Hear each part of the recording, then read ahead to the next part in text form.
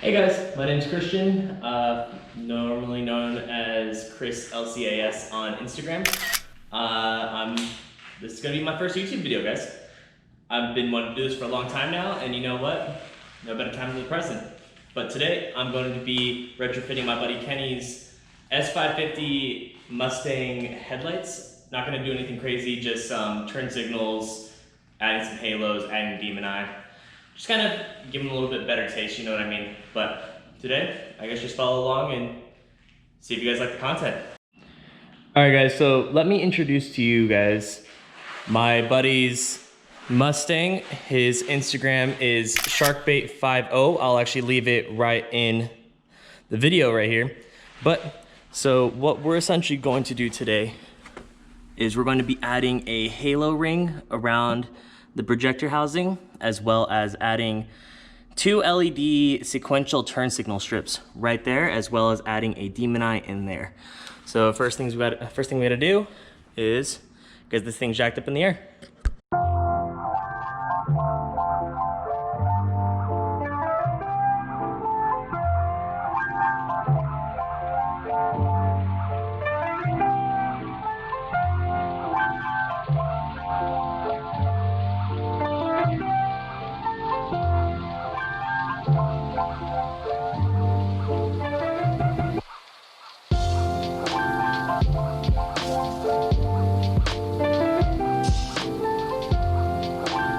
All right guys, so you just saw me get the car up on jack stands. Well, only 2, because I guess Kenny neglected to tell me that he does not have 4 jack stands. So it's fine, only need to get the front bumper off. So let's go ahead and take off this plastic trim, the front bumpers, and disconnect those front fog light style lights. And you know what? In 3, 2, 1.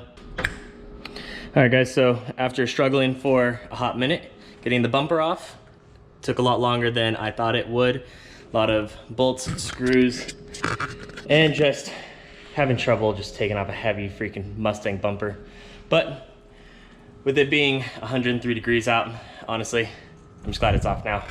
But without further ado, let's go ahead and get these headlights off. Looks like just 10 mil, push clip, another 10 mil, and then just undoing the plugs in the backside. And honestly, once I get these off, I'll bring you inside and we'll show you what we're working with.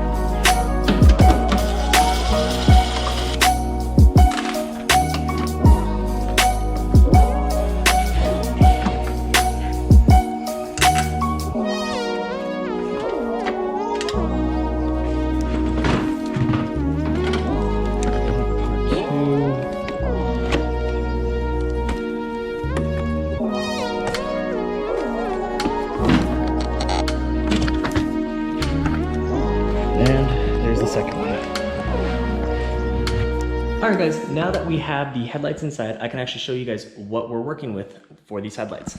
So, to start off, we've actually got some profile prism demon eyes. And so if you've never seen a demon eye, what it is it actually illuminates the inside of the lens of the projector here. And so it gives off a different color depending on what demon eye you have. Sometimes you can have RGB, RGBW.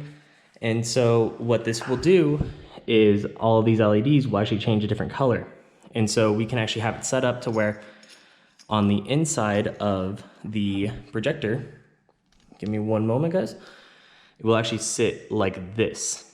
And so once it's inside of the projector, it'll actually show what color. And I just have to figure out how I'm gonna mount it in there, but don't worry guys, I'll get it set up. But you connect the DMI to the driver here, and you connect the driver to a Bluetooth controller. You don't necessarily need a Bluetooth controller, but my personal preference is to use the Morimoto X Bluetooth controller. And so what it has is it has a set of wires. You have 12 volt and you have ground. So the way I'm actually gonna set this up is that I'm going to run an inline fuse to the battery between the battery and the controller. That way there's a constant power, so that way it's always ready for show mode. Some people set it up on a switch. Some people have it set up to where whenever it turns on with the car. My personal preference is to usually set it up with the battery. I'd like to have it on a distribution board, but beggars can't be choosers in this situation. And so what you do is you connect one of these output wires or output cables to the driver for the Bluetooth controller or any other kind of RGB lighting or RGBW lighting you have for your car. My personal preference is, like I said, the Morimoto X Bluetooth controller. You can pick that up over at the RetrofitSource. I'll leave a link in the description if you guys are interested. Those guys they've always been a big fan of mine, and I've been a big fan of theirs for years.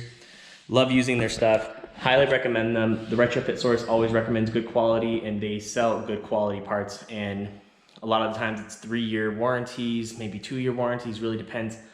But great people over there. Give them a shout out, look at them up. Just check them out, guys. And so next, we've got the Profile Prism 6-inch sequential DRL turn signal. And so the way it sounds is that this will normally be a white for your DRL.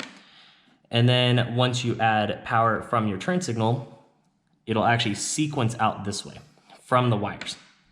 And so when you connect that into the driver here, you have 4 wires that you need to have set up. You need to have a 12 volt power source to power the driver.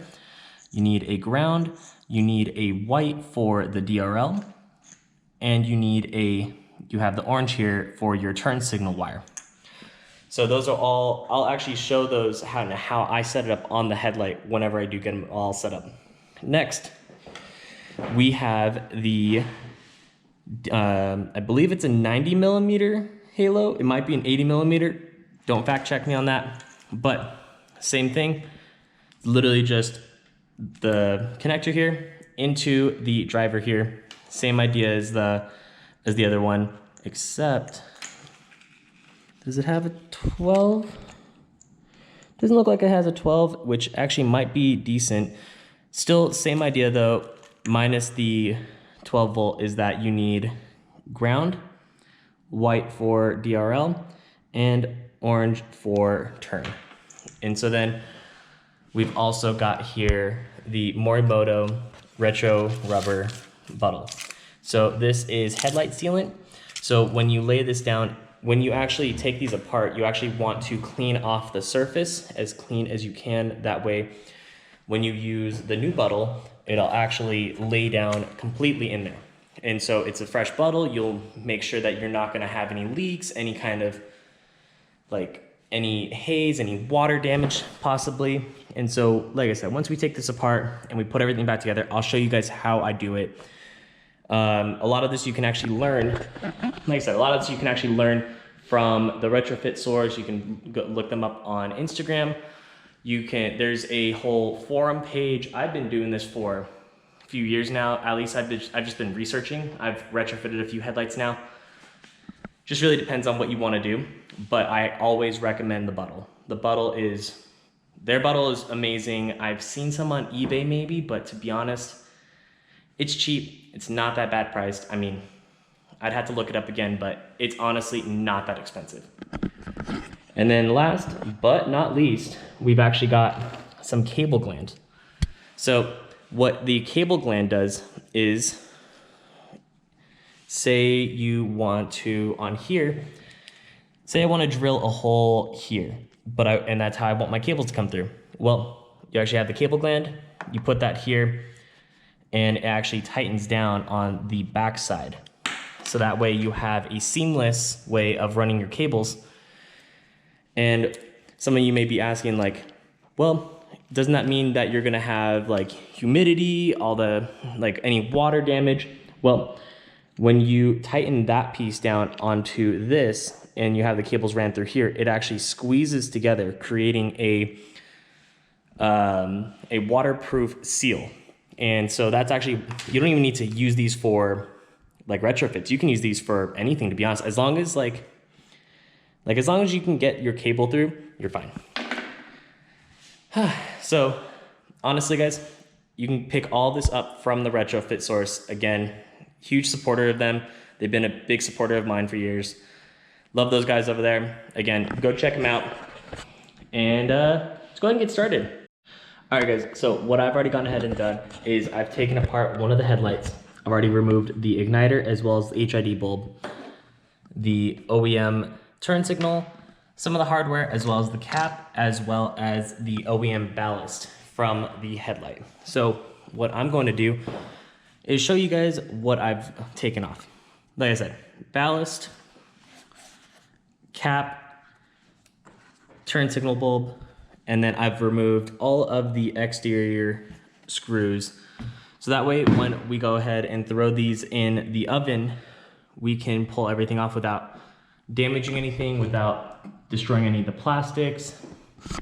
It's just one of those things that you really have to do before you throw them in the oven.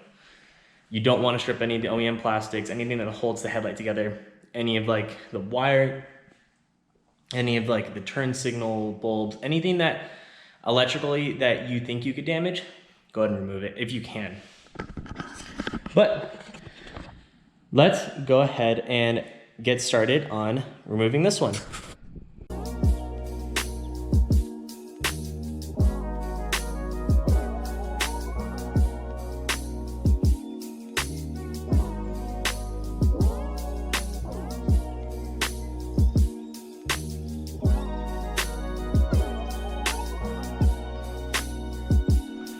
All right, guys, so we're in the kitchen now. We are going to be preheating the oven to 220 degrees. So once this warms up to 220, we have got to throw this headlight in the oven. So what I like to do is I like to start on the passenger side because things happen when you're modifying a car. Let's be real here. But if you do it on the passenger side, the driver doesn't have to see it all the time. We're gonna try our best not to mess this up, but the thing with the S197 headlights is that these things are perma-sealed. So you're gonna see me taking this out of the oven, putting it back in, taking it out, just so that like all the perma-seal comes off when I'm prying it off.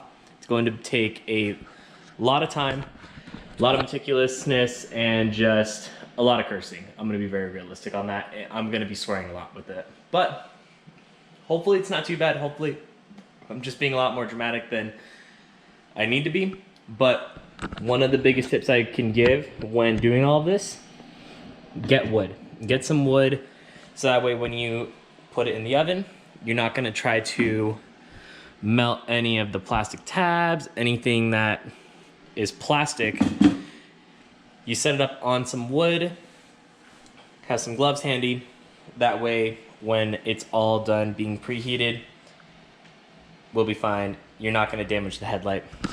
But like I said, we gotta wait until the oven is done preheating. So get back to you when it's done. All right, guys, so the oven is out at 220 degrees. So what we're gonna go ahead and do is line up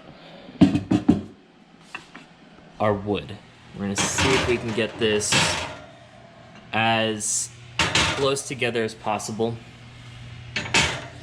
That way, when we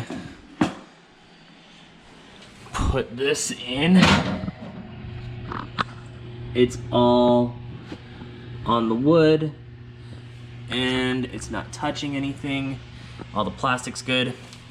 So what I've been reading online and seeing what to do in the forums is we're going to set this between 10 to 15 minutes, but some domestic cars are a lot harder with the perma-seal. So what I've heard is set it to 15. Sometimes you need to do it for 20 minutes. So once it's done baking, we're gonna pull it out of the oven and we're gonna try and get this all apart. Fingers crossed that we can get it first try. I highly doubt it, but maybe I'm lucky today. All right guys, so we've got our freshly baked headlight. It is pretty toasty. Let's go ahead and get this on the towel. You definitely want to work on a towel or else you're going to have a bad time with scratch lenses. Let me just get the camera set up and we'll go ahead and get tackled on this. All right guys, so I'm editing this video and I'm realizing that I didn't make an outro. I kind of didn't plan on making an outro for this video. I didn't realize it was going to end up being multiple parts. What ended up happening was I started having camera issues when I was recording for the pulling apart the lens, and then what ended up happening is that I got one of the lens apart from the rest of the housing, and so then what happened was that it cracked on the lens. Thankfully Kenny is okay with it. He ordered new kind of aftermarket OEM ones, and so because of that we kind of waited. We're ordering extra parts. We're gonna kind of do things correctly, so he's gonna have some stuff either, I think he's gonna have some of the new lenses re-cleared. I think he's gonna have some stuff either, we're gonna try to black things out, we're gonna try to do things properly, take our time with it. So this video, the retrofit, may end up being multiple videos, may just be 2 videos. I'm not entirely sure at this point, but I just know I needed to make an outro for the video. Thank you guys so much for watching. I am extremely appreciative of anyone that is even watching at this point. I don't know how good it's gonna end up being. I'm still editing at this point. If you guys have anything that you'd like me to include or even to record for the next video, or anything, any content that you guys want to see, I've got some stuff coming up of me getting a new 240. I'm gonna be building that as my drift car again after selling my Miata. I've got my Veloster that I've got a few things I should clean up. It's pretty much a fully built show car. I've got a lot of stuff that I need to really clean up on that, but some stuff in the future. But anyways guys, again, thank you guys so much for watching. I am extremely appreciative of you guys for tuning in. Remember guys, like, comment, subscribe. Check me out on Instagram if you guys want. Give me a follow. If you guys have any questions, either throw it in the comment section below or DM me on Instagram. I may or may not be able to reply to you, just depends on how busy I am at the time. But again, thank you guys so much and have a good one. Peace.